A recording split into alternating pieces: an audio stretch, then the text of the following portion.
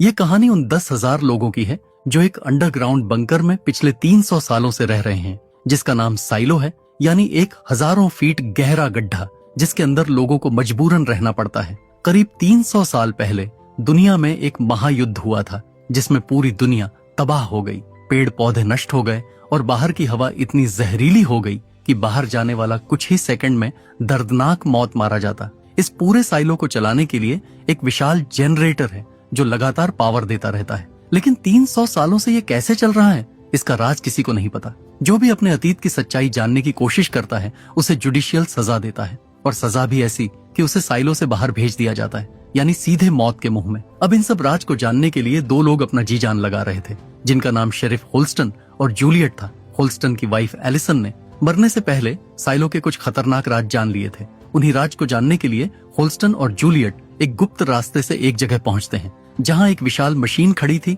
जिसने कभी साइलो की खुदाई करी थी।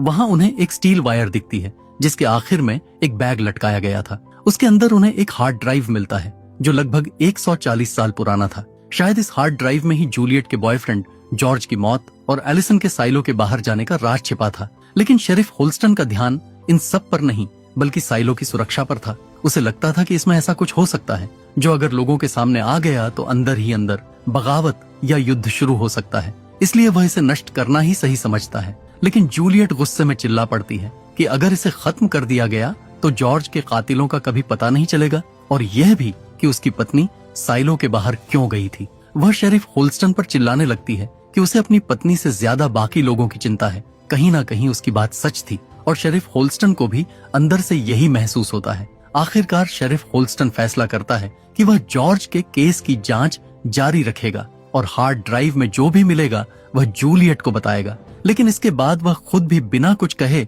बाहर चला जाता है और बाकी लोगों की तरह साइलो के बाहर उसकी भी मौत हो जाती है। दूसरी तरफ जूलियट भी अपने सारे राज होल्स्टन को नहीं बताती, क्योंकि उसके पास कुछ ऐसे खतरनाक सच थे जिन्हें जानने भर से जुडिशियल के लोग उसे साइलो से बाहर भेज सकते थे। इधर शेरिफ होल्स्टन के मौत के बाद नए शेरिफ के पद के लिए उम्मीदवारों की सूची जारी हो जाती है। डेप्यूटी मार्नेस ये सूची लेकर मेयर रूथ के पास पहुंचता है। सूची में 4 नाम थे और सभी जुडिशियल से जुड़े हुए थे। जुडिशियल कुछ अमीर लोगों का सिस्टम था जो पूरे साइलो को 300 सालों से कंट्रोल कर रहा है। मार्नेस को अफसोस था कि अगर होल्स्टन ने पहले ही अपना वारिस चुन लिया होता तो यह स्थिति नहीं आती। फिर वह बताता है कि होल्स्टन ने दरअसल एक लेटर के जरिए अपना उत्तराधिकारी चुन लिया था जिसका नाम जूलियट निकल्स है, जो डीप डाउन में एक इंजीनियर है। यह सुनकर सब चौंक जाते हैं कि एक इंजीनियर को शेरिफ क्यों बनाया जाए।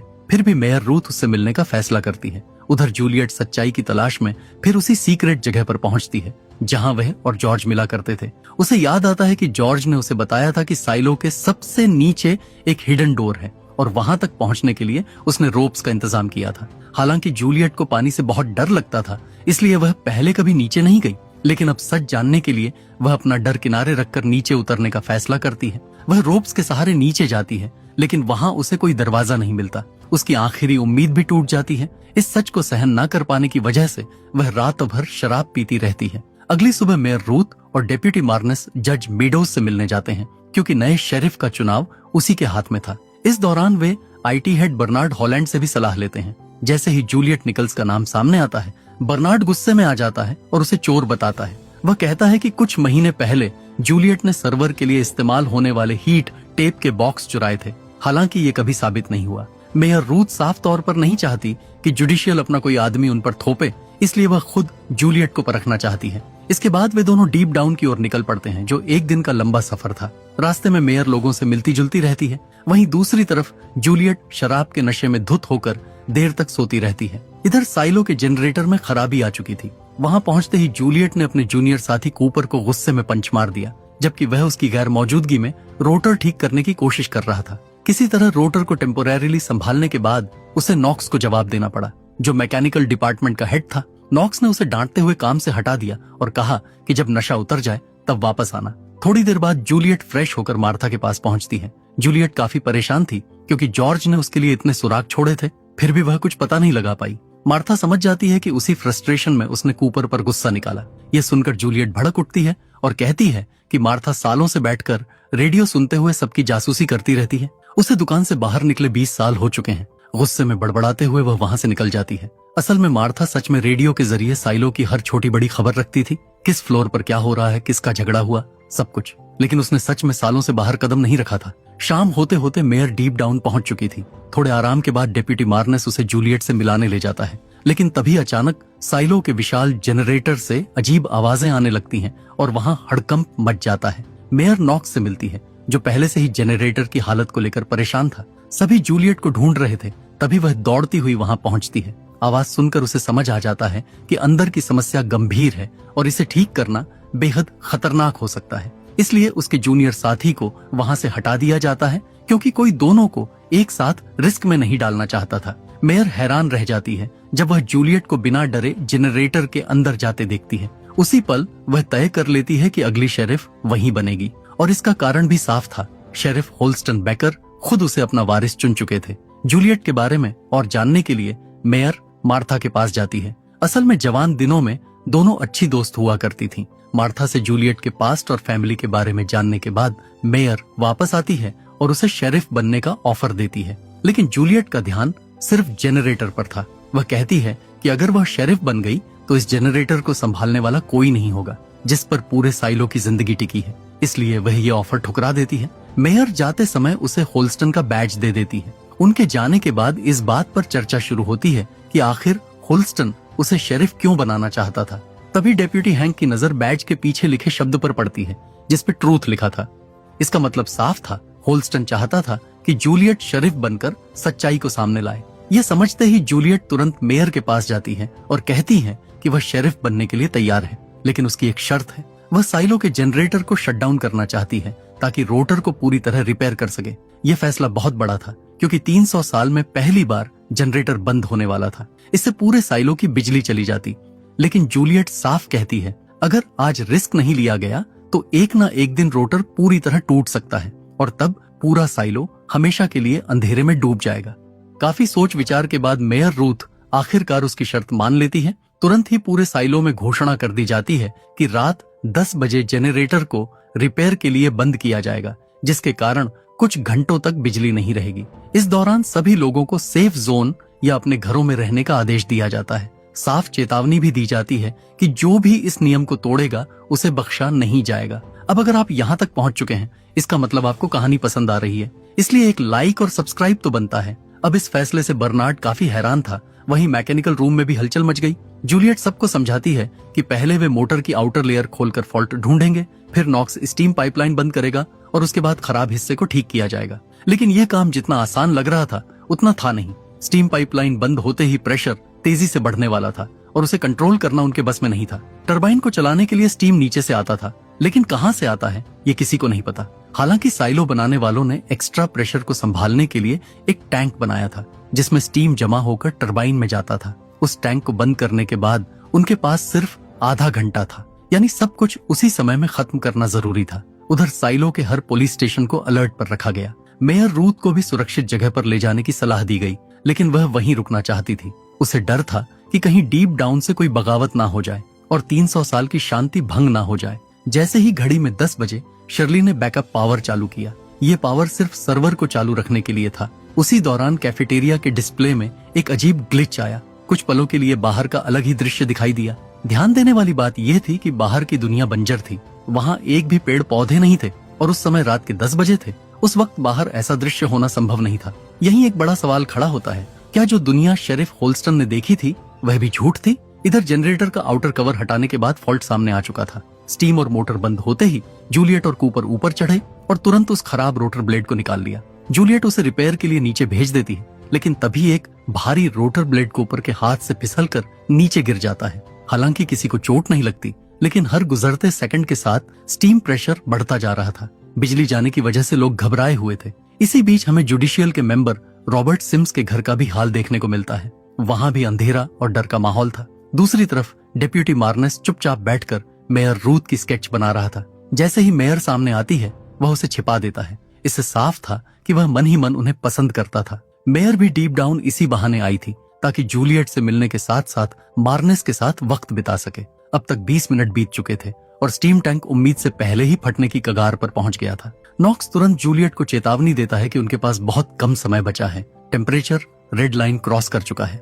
ये सुनते ही जूलियट सारा काम कूपर को सौंपकर नीचे कूद जाती है। वह टैंक के अंदर जाकर उस पर पानी डालकर उसे ठंडा करने लगती है। उसकी ये ट्रिक काम करती है और टेम्परेचर कुछ समय के लिए कम हो जाता है, लेकिन खतरा अब भी टला नहीं था। कुछ ही देर बाद टेम्परेचर फिर से रेड लाइन पार कर जाता है। जिस टैंक में खड़ी होकर जूलियट पानी डाल रही थी, उसका पानी पहले से ही उबलता हुआ था और टैंक भी भरने के करीब था। इसके बावजूद वह आखिरी पल तक डटी रहती है। उधर रोटर ब्लेड की मरम्मत पूरी हो चुकी थी, अब बस उसे सही तरीके से फिट करना बाकी था। कूपर ने जैसे तैसे ब्लेड को ऊपर खींचा और टैंक फटने से ठीक पहले उसे अपनी जगह पर लगा दिया। इसी बीच जूलियट भी किसी तरह मौत के मुंह से बाहर निकल आई। अगले ही पल स्टीम वाल्व खोल दिया गया और जैसे ही मोटर दोबारा चालू हुई, उसकी स्मूथ आवाज सुनकर सबके चेहरे खिल उठे। और इसी तरह जूलियट और उसकी टीम ने न सिर्फ जेनरेटर को ठीक किया, बल्कि उसके साथ साथ उन 10,000 लोगों की जिंदगी और उन्हें अंधेरे से भी बचाया। अगली सुबह जूलियट के जीवन का एक नया चैप्टर शुरू होने वाला था। शेरिफ बनने से पहले वह मार्था से मिलने गई और अपने साथ एक अजीब सा डिवाइस भी लाई, जिसे मार्था ने पहले कभी नहीं देखा था। बचपन से अब तक मार्था ने उसके लिए जो कुछ भी किया था, उसके लिए जूलियट ने उसे दिल से धन्यवाद कहा और नई जिम्मेदारी संभालने के लिए निकल पड़ी। दूसरी तरफ बर्नार्ड इस फैसले से बिल्कुल खुश नहीं था। जनरेटर बंद करना और एक सस्पेक्टेड चोर को शेरिफ बनाना उसे बिल्कुल मंजूर नहीं था, लेकिन उसके पास विरोध करने के अलावा कोई विकल्प नहीं था, क्योंकि सारी पावर मेयर के हाथ में थी। जूलियट के शेरिफ बनने की फॉर्मेलिटीज पूरी ही हुई थी कि तभी मेयर रूथ को अचानक तकलीफ होने लगी। डेप्यूटी मार्नेस ने पूछा तो उन्होंने बहाना बनाकर बाथरूम जाने की बात कही, लेकिन अंदर जाते ही वह गिर पड़ी। आवाज सुनकर मार्नेस ने दरवाजा तोड़ा और देखा कि मेयर तड़प रही थी। उसने मदद के लिए पुकारा, लेकिन तब तक बहुत देर हो चुकी थी। मेयर को बचाया नहीं जा सका। सुबह तक बर्नार्ड को भी इस घटना की खबर मिल गई। मार्नेस गहरे सदमे में था और उसे शक था कि किसी ने मेयर के पानी में जहर मिलाया था। हालात को देखते हुए बर्नार्ड ने जूलियट को शेरिफ बना दिया, क्योंकि नए चुनाव तक साइलो के कानून द पैक्ट के अनुसार वही अब साथी मेयर था। जब जूलियट शेरिफ ऑफिस की तरफ बढ़ रही थी तो रास्ते में उसे अपने बचपन की यादें सताने लगीं। यही कहीं उसका घर हुआ करता था, एक खुशहाल परिवार जो एक हादसे के बाद बिखर गया। उसके भाई के साथ साथ उसकी माँ की भी मौत हो गई थी और उस समय जूलियट सिर्फ 13 साल की थी। उसके पिता एक डॉक्टर थे, लेकिन वह उसका ठीक से ख्याल नहीं रख पाते थे। एक दिन जब जूलियट भूख से परेशान होकर खाना बना रही थी तो चेयर ठीक करते करते ध्यान भटक गया। जब उसके पिता लौटे तो तवा इतना गर्म था कि उनका हाथ जल गया। गुस्से में उन्होंने जूलियट को डांट दिया कि बेकार काम छोड़कर जरूरी चीजों पर ध्यान दो। जूलियट को लगता था कि उसकी माँ की मौत के लिए उसके पिता भी जिम्मेदार हैं। हालांकि पिता भी परेशान थे, लेकिन उनके पास कोई और रास्ता नहीं था। अपने दुख को भूलने के लिए जूलियट खुद को हमेशा काम में व्यस्त रखने लगी। आखिरकार वह घर छोड़कर डीप डाउन भाग गई, जहां उसकी मुलाकात मार्था से हुई। उसने झूठ कहा कि उसके पिता ने उसे काम करने भेजा है और उसने उसके पिता का झूठा लेटर भी दिखाया। मार्था को यकीन नहीं हुआ कि एक डॉक्टर की नाजुक बेटी वहां काम कर पाएगी, इसलिए वह उसे वापस भेजना चाहती थी। लेकिन जूलियट अड़ गई कि वह वापस नहीं जाएगी। आखिर में मार्था ने उसे अपने पास रख लिया। वहीं उसकी मुलाकात पहली बार शर्ली से हुई। वहां वे लोग ऊपर से फेंके गए सामान को इकट्ठा करके रिसाइकल करने का काम करते थे। इन्हीं यादों में खोई हुई जूलियट स्टेशन पहुंचती है, जहां उसे शेरिफ ऑफिस और रहने की जगह की चाबियां सौंप दी जाती हैं। इसके बाद उसे जब भी मौका मिलता है वो ऑफिस से लेकर होल्डिंग सेल्स तक हर जगह तलाश करती है, इस उम्मीद में कि शायद होल्स्टन ने उसके लिए कोई सुराग छोड़ा हो, लेकिन उसे कुछ नहीं मिलता। 3 दिन बाद जूलियट के पिता उसे लेने वहां पहुंच चुके थे। दरअसल मार्था ने उस लेटर में स्पेलिंग मिस्टेक्स देखकर पहले ही समझ लिया था कि यह जूलियट के पिता ने नहीं बल्कि उसने खुद लिखा है, इसलिए उसी दिन उसने उसके फादर को खबर दे दी थी। लेकिन जूलियट किसी भी हालत में वापस जाने को तैयार नहीं थी। उसके फादर बार बार उससे सिर्फ एक ही सवाल पूछते, क्या तुम यहाँ खुश हो? सच तो ये था कि वह पूरी तरह खुश नहीं थी, लेकिन डीप डाउन में रहकर उसे अपने अतीत की यादें कम सताती थीं। दिन भर काम करने के बाद वह इतनी थक जाती कि सोचने का वक्त ही नहीं मिलता और बिस्तर पर जाते ही सो जाती। आखिरकार उसके फादर उसकी भलाई के लिए उसे मार्था के पास छोड़ने को मान गए, जिसके बाद मार्था ने उसे नॉक्स के पास काम सीखने भेज दिया। इन्हीं ख्यालों में खोई हुई जूलियट को अचानक बर्नार्ड की दस्तक सुनाई देती है। जूलियट उसी घर में रह रही है जहां शेरिफ होल्स्टन और एलिसन रहा करते थे। बर्नार्ड वहां उसे शेरिफ बनने की कसम दिलाने आया था। एक गवाह की मौजूदगी में जूलियट ने द पैक्ट पर हाथ रखकर शेरिफ पद की शपथ ली। द पैक्ट साइलो की कानून की किताब है, जिसे सभी लोगों को मानना पड़ता था। अब जूलियट हर दिन ऑफिस के कोने कोने में कोई सुराग ढूंढने लगी। उसे यकीन था कि होल्स्टन उसके लिए कुछ छोड़कर गया होगा। आखिरकार सैंडी के जरिए उसे एक फाइल के बारे में पता चलता है जो होल्स्टन ने अगले शेरिफ के लिए छोड़ी थी। उसमें एक नोट लिखा था, आईने के सामने 2 फूल रखो। ये बात जूलियट को समझ नहीं आई। तभी डेप्यूटी मार्नेस की खबर मिलती है। वह एक आदमी फ्रैंकी को बुरी तरह पीट रहा था ताकि उससे यह उगलवा सके कि जहर कहां से आया। जूलियट तुरंत वहां पहुंचकर उसे रोकती है और समझाती है कि अगर डेप्यूटी चीफ का यही रवैया रहा तो बाकी लोगों को कैसे संभाला जाएगा। काफी बहस के बाद दोनों के बीच एक डील होती है। जूलियट मेयर की मौत की जांच में मार्नेस की मदद करेगी और मार्नेस जॉर्ज के केस में उसकी मदद करेगा। असल में जूलियट जॉर्ज से प्यार करती थी और मार्नेस मेयर रूथ से। ये बात अब दोनों के बीच साफ हो चुकी थी। शक के आधार पर वे पैट्रिक नाम के एक पेंटर के घर पहुंचते हैं, क्योंकि 1 साल पहले उसकी पत्नी और मार्नेस के बीच झगड़ा हुआ था, लेकिन घर बंद मिलता है। तभी पैट्रिक खुद वहां आ जाता है और बताता है कि वह अब यहाँ नहीं रहता और उसकी पत्नी तो 1 साल पहले ही मर चुकी है। वह उल्टा मार्नेस पर आरोप लगाता है कि गलत केस में फंसाने की वजह से उसकी पत्नी की मौत हुई। बहस इतनी बढ़ जाती है कि वह डेप्यूटी का नाक तोड़ देता है। असल में पैट्रिक अपनी पत्नी के जरिए इलीगल तरीके से पुरानी चीजों की खरीद फरोख्त करता था, जिस वजह से उस पर कार्रवाई हुई थी। लेकिन उसकी पत्नी की मौत कैसे हुई, ये बात कहीं दर्ज नहीं थी। ये सब चर्चा करने के बाद जूलियट वापस घर लौट जाती है। उसके जाने के थोड़ी देर बाद रॉबर्ट सिम्स मार्नेस के घर आता है। वह जूलियट को हटाकर पॉल बिलिंग्स को शेरिफ बनवाना चाहता था और जज मेडोज भी इस फैसले के पक्ष में थी। शुरुआत में मार्नेस भी यही चाहता था कि पॉल शेरिफ बने, लेकिन अब उसका नजरिया बदल चुका था। अब उसे लगता है कि जूलियट ही इस पद के लिए सही है। सिम्स मार्नेस से उसकी चोट के बारे में पूछता है तो वह बात को घूमते हुए कहता है कि एक पेंटर ने अपनी पत्नी की याद में उसके चेहरे पर यह निशान बना दिया। रॉबर्ट के जाने के बाद मार्नेस मेयर की यादों में खोए बैठे थे। उन्हें अंदाजा भी नहीं था कि यह उनका आखिरी दिन है। उनकी गैर मौजूदगी में एक किलर घर में घुस चुका था। मार्नेस ने पूरी कोशिश की उसका सामना करने की। दोनों के बीच काफी देर तक संघर्ष चला, लेकिन आखिरकार मार्नेस हार गए। दूसरी तरफ जूलियट घर पहुंचती है और नोटिस करती है कि उसके एग्जॉस्ट फैन से रोज अजीब आवाज आती है। जब वह उसे खोलती है तो वहां स्टील वायर से बंधा एक बैग छुपा मिलता है, जिसमें जॉर्ज की रिपोर्ट फाइल्स का पूरा सच मौजूद था। इधर डिप्टी मार्नेस की मौत को कुछ घंटे भी नहीं हुए थे कि उसके जगह पर नए डिप्टी को रख दिया गया, जिसका नाम था पॉल बिलिंग्स। जब जूलियट अकेली थी, उसने मार्नेस का पॉकेट चेक किया, जहां उसे एक लिस्ट मिला। लिस्ट में उन सभी के नाम और एड्रेस थे जिनसे मार्नेस का कभी झगड़ा हुआ था। मार्नेस के पानी बोतल में जहर किसने मिलाया जिसे पी के मेयर की मौत हो गई, मार्नेस इसका पता लगाने जा रहे थे। अब सवाल ये था कि क्यों जुडिशियल अतीत के राज जानने वालों को मौत के घाट उतार रही है। क्या है बाहर की सच्चाई? क्या जूलियट इस सभी राज से पर्दा उठा पाएगी? अगर पार्ट 3 के लिए 100 लोग भी कमेंट करते हैं तो मैं पार्ट 3 जरूर लाऊंगा। जानने के लिए लाइक और सब्सक्राइब जरूर करें। अब मिलते हैं अगले एपिसोड में।